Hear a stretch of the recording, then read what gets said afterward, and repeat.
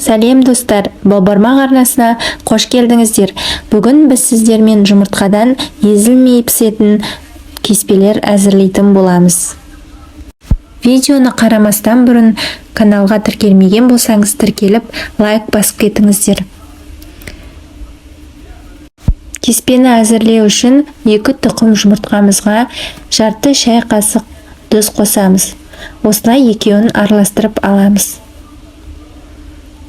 Одан соң 190 грамм ұнымызды бөліп салып, осылай араластырып аламыз.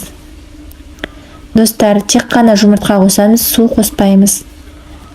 Осылай әуелі жарты бөлігін араластырып аламыз. Одан соң қалған жарты бөлігімізді салып, бөліп салыңыздар, әйтпесе қатты болып кетуі мүмкін.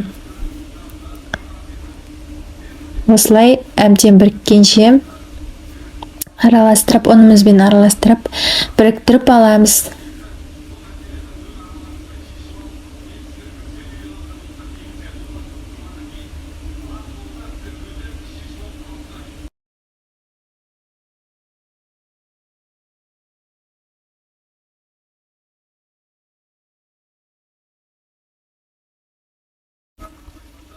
Осылай біріктіріп алғаннан кейін, осындай пакетке салып, бетін жауып, 15 минутқа тындырып қоямыз. 15 минуттан кейін тынған қамырымызды алып, жазамыз.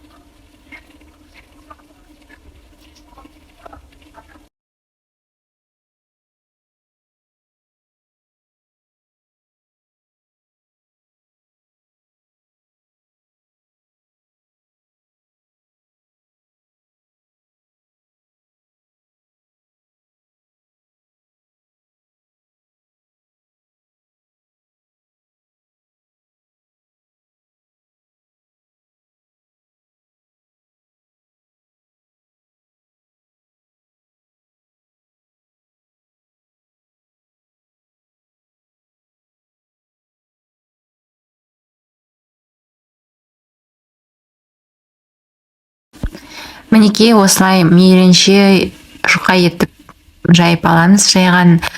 Жаймамызды матаның үстіне осылай кептіріп аламыз. 5 минут, 10 минут жарайды. Ал жанындағы дайын кеспелер алдын ала дайындап қойған. Осылай жаймамыздың үстіне кішкене ұн себелеп жіберіп, бүктеп,